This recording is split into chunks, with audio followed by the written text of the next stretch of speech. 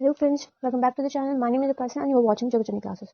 तो किसी के पर्सनल सजेशन पे हमने एक साइंस सीरीज स्टार्ट की है। ठीक है, रीट के एग्जाम सर पे है, रीट की पात्रता परीक्षा, ठीक है, एलिजिबिलिटी टेस्ट। तो उसके लिए हमने एक सीरीज स्टार्ट की है फॉर साइंस, ठीक है, जस्ट फॉर साइंस स्टूडेंट। मेरा पर्सनल बैकग्राउंड साइंस है तो हम साइंस के बारे में पढ़ेंगे। ठीक है, उसके अलावा हमारी जो पुरानी सीरीज थी वो एज इट इज चलेगी। ठीक है, एक दिन छोड़ के एक दिन आपको वीडियोस मिलते रहेंगे और इसके भी एक दिन छोड़ के एक दिन वीडियोस मिलेंगे। ठीक है, और चलिए स्टार्ट करते हैं। हाँ, तो हमारी जो बेसिकली जो साइंस की क्लासेस चलेगी वो चलेगी रीट लेवल 2 के आसपास। ठीक है, रीट लेवल 2 का एलिजिबिलिटी टेस्ट है, उसी के आसपास हमारी साइंस क्लासेस चलेगी। अब सबसे अच्छी बात यह है कि कोई भी एग्जाम की प्रिपरेशन शुरू करने से पहले उसके बारे में जानना जरूरी है। ठीक है, तो रीट का जो ये प्री एग्जाम है ये उसकी पात्रता परीक्षा है। ठीक है, उसके अंदर आपको मिनिमम 90% 60% यानी कि 90 मार्क्स लाने जरूरी है। ठीक है, उसमें से 30 मार्क्स अकेले साइंस कवर कर रहा है। ठीक है, और तो साइंस को पढ़ना बहुत जरूरी है। ओके, तो शुरू करते हैं। ये मैथ्स और जो साइंस दोनों के लिए अच्छा सिलेबस रहेगा। तो हम सबसे पहले स्टार्ट करेंगे इसके सिलेबस से। ठीक है, किससे? सिलेबस। सिलेबस की बात करें तो साइंस के अंदर टोटल 5 यूनिट्स हैं। ठीक है, साइंस के अंदर कितनी? टोटल 5 यूनिट्स है। फर्स्ट, सेकंड, थर्ड, ठीक है, फोर्थ एंड फिफ्थ। क्लियर है? तो हम स्टार्ट करते हैं पहली यूनिट से। तो पहली यूनिट क्या है?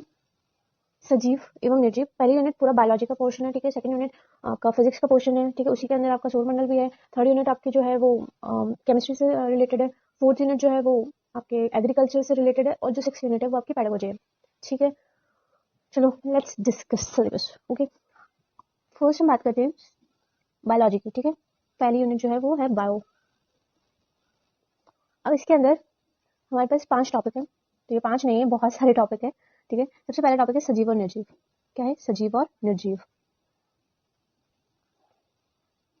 सबसे पहला टॉपिक है सजीव और निर्जीव। ठीक है, इसके अंदर में क्या क्या करना है? परिचय, अंतर और लक्षण। परिचय, सजीव और निर्जीव। ठीक है, जो लिविंग ऑर्गेनिज्म और नॉन लिविंग ऑर्गेनिज्म है उसके अंदर उनका इंट्रोडक्शन देना है। ठीक है, उनके अंदर डिफरेंस, ठीक है, लिविंग और नॉन लिविंग में डिफरेंस और उनके क्या क्या लक्षण होते हैं इसको हम डिटेल में पढ़ेंगे। ठीक है, नेक्स्ट है सूक्ष्म जीव। सूक्ष्म जीव में कौन कौन सा लेंगे? जीवाणु, वायरस, कवक, इसमें भी लाभकारी और अलाभकारी। ठीक है, माइक्रो ऑर्गेनिज्म जिसमें बैक्टीरिया, वायरस एंड फंगाई। ठीक है, इन तीनों को हम डिटेल में पढ़ेंगे। छोटा मोटा हम प्रोटोजोआ वगैरह भी देख लेंगे साथ ही साथ, क्या पता क्वेश्चन आ जाए। ठीक है, इसके अंदर जो बेनिफिशियल है और नॉन बेनिफिशियल है उन दोनों को एक साथ स्टडी करेंगे। ठीक है, जिनमें बीमारी होती है तो उनको पढ़ेंगे और जो बेनिफिशियल है जैसे काफी सारे बैक्टीरियल बेनिफिशियल होते हैं तो उसके बारे में करेंगे। नेक्स्ट है सजीव। सजीव में क्या है? पौधे के प्रकार। ठीक है, पौधे के विभिन्न भाग, पादपों में पोषण, श्वसन एवं उत्सर्जन, पादप एवं जंतु कोशिका की संरचना, उसके कार्य और कोशिका विभाजन। ठीक है, तो क्या क्या हमारे पास? पौधे, ठीक है, उसके प्रकार, पौधे के प्रकार पढ़ लेंगे। फिर उसके डिफरेंट पार्ट्स पढ़ेंगे। ठीक है, उसमें जड़, तना, पत्ती से लगाकर स्टेम सब कुछ आ जाएगा। फिर पादपों में पोषण कैसे होता है। ठीक है, उसके अलावा श्वसन और उत्सर्जन कैसे होता है पादपों के अंदर बेसिकली। फिर जंतु और पादप कोशिका, उसकी संरचना, कार्य और कोशिका का विभाजन। ठीक है, सेल डिविजन, ये सब हम पढ़ लेंगे। इसके बाद हम देखते हैं मानव शरीर एवं स्वास्थ्य। ठीक है, हमारा नेक्स्ट टॉपिक है मानव शरीर एवं स्वास्थ्य। अब इसमें रोग आ जाएंगे। ठीक है, रोग में बेसिकली क्षय रोग, खसरा रोग, बैक्टीरिया, हेजा, टाइफाइड, इनको हम डिटेल्स पढ़ेंगे। बाकी सब भी पढ़ेंगे क्योंकि सिर्फ इससे काम नहीं चलेगा, हम जो भी सिलेबस में सब पढ़ेंगे। ठीक है, कहीं से भी कुछ भी एग्जाम में क्वेश्चन पूछ सकते हैं। इसके बाद में रोगों से बचाव, उसके उपाय। ठीक है, मानव के विभिन्न तंत्र, ये काफी इंपॉर्टेंट हो जाएगा। फिर संक्रामक रोग, जो ट्रांजिशनल रोग होते हैं जो फैलते हैं एक दूसरे से, जैसे कि हमारा कोविड वायरस था वैसे ही, वो इनके स्रोत, उसके प्रमुख अवयव, ठीक है, इनकी कमी से होने वाले रोग और संतुलित भोजन। यहाँ से बेसिकली 1 या 2 क्वेश्चन आएंगे। ठीक है, तो एक क्वेश्चन रोग से आना कंपलसरी है। कंपलसरी मतलब कंपलसरी है। ठीक है, नेक्स्ट आता है जंतु प्रजनन और किशोरावस्था। जनन की विधियां जाएगी जिसमें लैंगिक और अलैंगिक जनन। ठीक है, और किशोरावस्था एवं यौवन प्रारंभ। इसके अलावा शारीरिक परिवर्तन, जो आपका एडोलसेंस होता है उसके अंदर कौन कौन से फिजिकल चेंजेस होते हैं उनके बारे में पढ़ेंगे। जनन में हार्मोन्स की भूमिका, तो हम ऑलमोस्ट सारे हार्मोन्स जो भी जनन से रिलेटेड हार्मोन है, ठीक है, रिप्रोडक्शन से रिलेटेड हार्मोन है, वो सारे पढ़ेंगे। या तो जन्नात्मक स्वास्थ्य। और ये तो इसमें क्वेश्चन अगर आने की संभावना है तो आपका लैंगिक और अलैंगिक जनन से, इसके अलावा हार्मोन्स। ठीक है, यहाँ से क्वेश्चन पक्का बनता है। पिछले पुराने पेपर से उठा के देख लीजिए, आपको पता चल जाएगा कहाँ से क्या क्या क्वेश्चन बनते हैं। ठीक है, नेक्स्ट चलते हैं। ये हमारे बायो का टॉपिक खत्म हुआ। अब ये हमारा फिजिक्स। ठीक है, ये पूरा फिजिक्स, ये पूरा क्या है? फिजिक्स है। ठीक है, फिजिक्स में भी 5 टॉपिक है। यांत्रिकी, ठीक है, मैकेनिज्म, ताप एवं ऊष्मा, ठीक है, ताप एवं ऊष्मा, प्रकाश एवं ध्वनि, ठीक है, विद्युत एवं चुंबकत्व, विज्ञान एवं प्रौद्योगिकी और फिर एक सौर मंडल। क्लियर है? मैकेनिज्म से व्हाट टाइप ऑफ क्वेश्चन आते हैं, तो मैकेनिज्म का सिलेबस क्या है, बल और गति, ठीक है, बलों के प्रकार, इसमें पेशीय बल, गुणन बल, गुरुत्व बल, चुंबकत्व बल, चुंबकीय बल, स्थिर वैद्युत बल, ठीक है, यहाँ से एक क्वेश्चन आएगा। क्या था, गति, गति के प्रकार, ठीक है, रेखीय, वृत्ताकार, कंपन, आवर्ती, यहाँ से भी क्वेश्चन आने की संभावना है। फिर आता है दाब और वायुमंडलीय दाब, यहाँ से भी हो सकता है क्वेश्चन उठ के आ जाए, यहाँ हो सकता नहीं भी आए, ठीक है। बल, कार्य एवं ऊर्जा, ऊर्जा के परंपरागत एवं वैकल्पिक स्रोत और ऊर्जा संरक्षण, ठीक है, यहाँ से भी क्वेश्चन आने की संभावना बनती है। फिर आता है ताप एवं ऊष्मा, तो ताप एवं ऊष्मा का अभिप्राय, ठीक है, तापमापी यानी तापमापी से क्वेश्चन जरूर बन जाता है, ठीक है, और ऊष्मा संचरण, ठीक है, ऊष्मा संचरण की विधियों से एक क्वेश्चन जरूर आता है। क्या था, प्रकाश एवं ध्वनि, तो प्रकाश के स्रोत, ठीक है, इसका परावर्तन, यहाँ से क्वेश्चन आता है। गोलीय दर्पण, समतल दर्पण, गोलीय दर्पण से प्रतिबिंब बनना, ठीक है, प्रकाश का अपवर्तन, यहाँ से क्वेश्चन आता है। लेंस और प्रतिबिंब के निर्माण, यहाँ से क्वेश्चन आता है।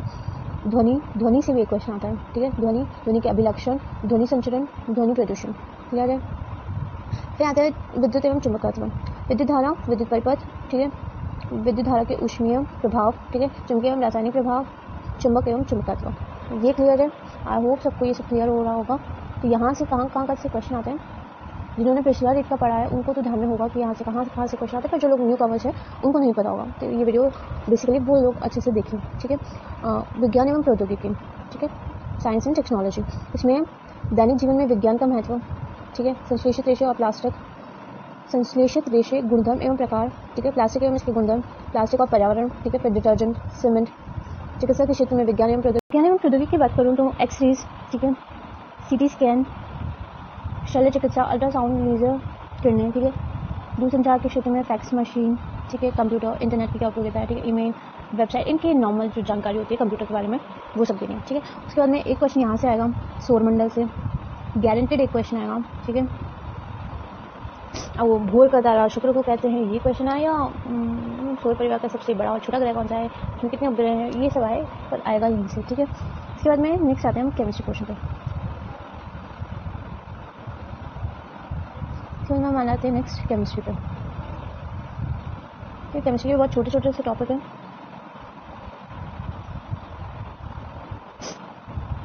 ठीक है।